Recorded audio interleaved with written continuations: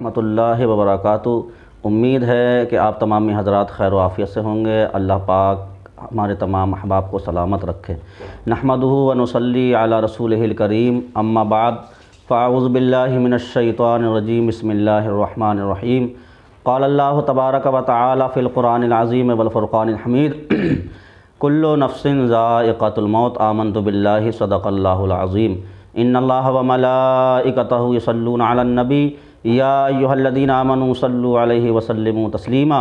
अल्लाहुम्मा सल्लि अला सय्यदिना व मौलाना मुहम्मदिन अदद मा फ़ी इल्मिल्लाहि सलातन दाइमतन बिदवामि मुल्किल्लाह सल्लल्लाहु तआला अलैहि वसल्लम। हज़रात मोहतरम, आज फिर एक बार मैं मोहम्मद आरिफ रज़ा क़ादरी 313 सुन्नी नेटवर्क के ज़रिए से आप हज़रात की खिदमत में हाज़िर हूँ और इंशाअल्लाह ताला आज मौत के ताल्लुक़ से कुछ अर्ज़ व मारूज़ करने की कोशिश की जाएगी। अल्लाह ताला सबसे पहले मुझे और उसके बाद हमारे तमाम सुनने वालों को अमल खैर की तौफ़ीक़ अता फ़रमाए। आला हज़रत फ़ाज़िल बरेलवी रहमतुल्लाहि तआला अलैहि इरशाद फरमाते हैं, अंधेरा घर अकेली जान दम घुटता दिल उकता था। अंधेरा घर अकेली जान दम घुटता दिल उकता था, खुदा को याद कर प्यारे वो साअत आने वाली है। और हाय गाफिल वो क्या जगह है जहाँ, हाय गाफिल वो क्या जगह है जहाँ, 5 जाते हैं 4 फिरते हैं। अल्लाह ताला अपने पाकीज़ा कलाम मजीद के अंदर इरशाद फरमाता है, कुल्लु नफ्सिन ज़ाइक़तुल मौत, बेशक हर जानदार चीज़ को मौत का मज़ा चखना है। हज़रात मोहतरम, ये मौत एक ऐसी हकीकत है, ये एक मौत ऐसी मुसल्लम हकीकत है कि जिससे कायनात का कोई भी शख्स, कायनात का कोई भी इंसान इनकार नहीं कर सकता है। हर इंसान को ये मालूम है कि एक ना एक दिन मुझे इस दुनिया को खैराबाद कहकर उस परवरदिगार आलम की बारगाह में हाज़िर होना है।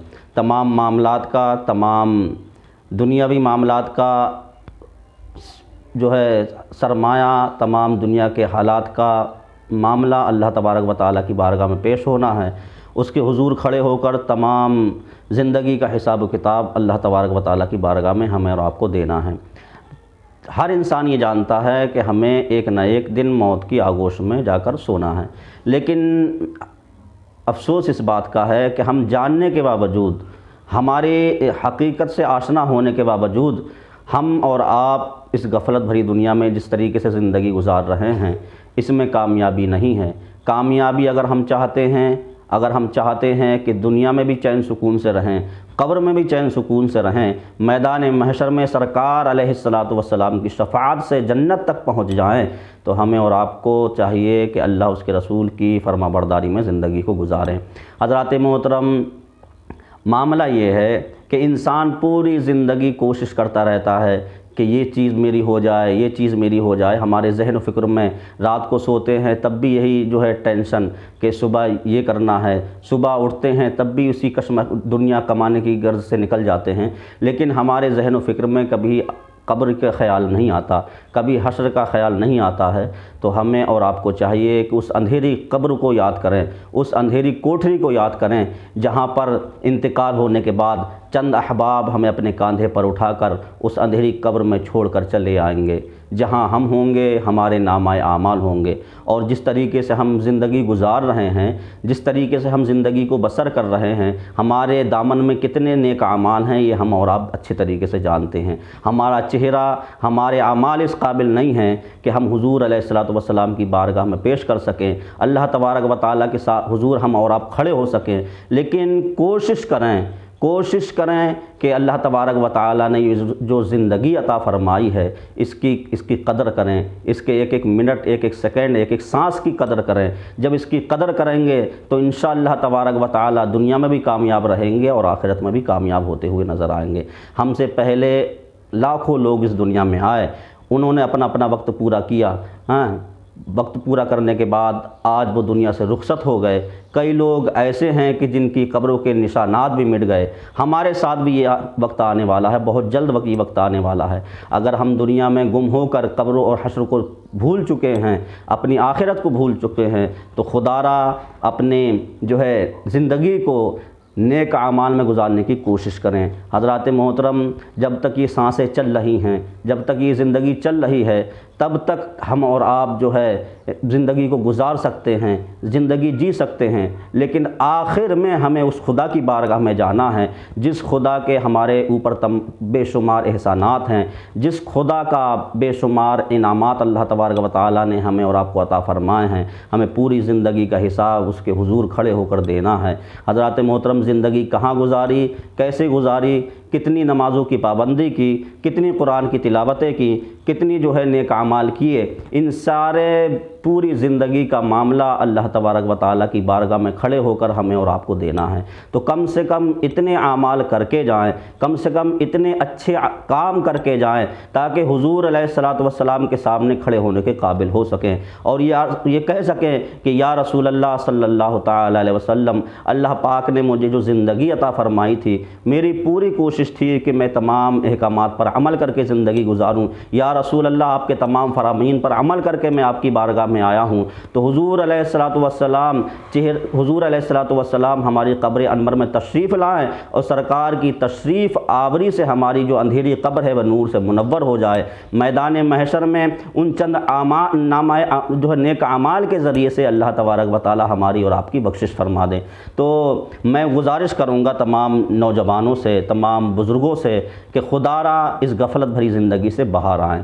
حضرات محترم، بہت غفلت بھری زندگی ہم نے اور آپ نے گزار دی۔ اس خدا کا کرم، اس کا فضل، اس کے احسانات، اس کے انعامات دیکھیں کہ اللہ تبارک و تعالیٰ نے کس قدر ہمارے اور آپ کے اوپر انعامات جو ہے نازل فرمائے ہیں، کتنی رحمتیں ہیں کہ اگر ہم صبح اٹھتے ہیں تو اللہ تبارک و تعالیٰ کی نعمتوں سے فائدہ اٹھا رہے ہیں، دوپہر کو اگر ہم گھر پر آتے ہیں تو اس کی بے شمار نعمتوں سے فائدہ اٹھا رہے ہیں، شام کو جو ہے جب گھر پر آتے ہیں یا باہر جاتے ہیں تو بے شمار اس کی نعمتوں سے ہم اور آپ فائدہ اٹھا رہے ہیں۔ شب و روز اس کی رحمتیں ہمارے اور آپ کے اوپر بے شمار برس رہی ہیں اور بے شمار نعمتوں سے ہم اور آپ فائدہ اٹھا رہے ہیں۔ اللہ تبارک و تعالیٰ نے اس کے بدلے میں ہم سے کچھ نہیں مانگا، صرف اتنا حکم دیا ہے کہ اے میرے بندے، جب میرے نام کی صدا مسجد سے بلند ہو، اللہ اکبر کی صدا تیرے کانوں میں ٹکرائیں تو تمام کاموں کو چھوڑ کر میرے حضور جھک جا، اپنی پیشانی کو میری بارگاہ میں جھکا۔ جب میری بارگاہ میں اپنی پیشانی کو جھکائے گا تو میں تیری نعمتوں میں اور اضافہ فرما دوں گا، میں تیری نعمتوں میں اور اضافہ کر دوں گا، اور جب تو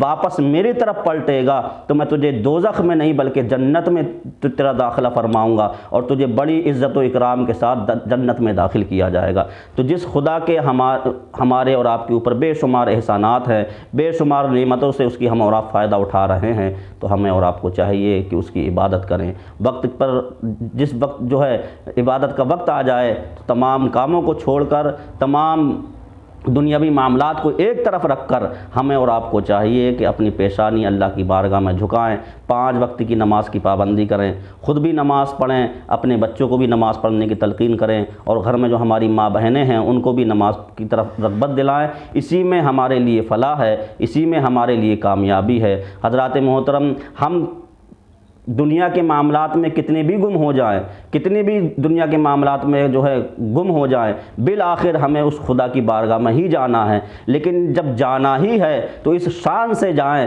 تاکہ فرشتے بھی ہمارا استقبال کریں اور حضور علیہ الصلاۃ والسلام کی شفاعت سے، اللہ تبارک و تعالیٰ کے فضل و کرم سے ہم جو ہے ذلت و رسوائی کا سامنا کرنے کی بجائے عزت و تکریم کے ساتھ جنت میں داخل ہوں۔ اللہ تبارک و تعالی ہم تمام لوگوں کو اس غفلت بھری زندگی سے نکل کر نیکیوں میں زندگی گزارنے کی توفیق و رفیق عطا فرمائے، بزرگان دین کا صدقہ عطا فرمائے، شریعت مطہرہ پر چل کر زندگی گزارنے کی توفیق و رفیق عطا فرمائے۔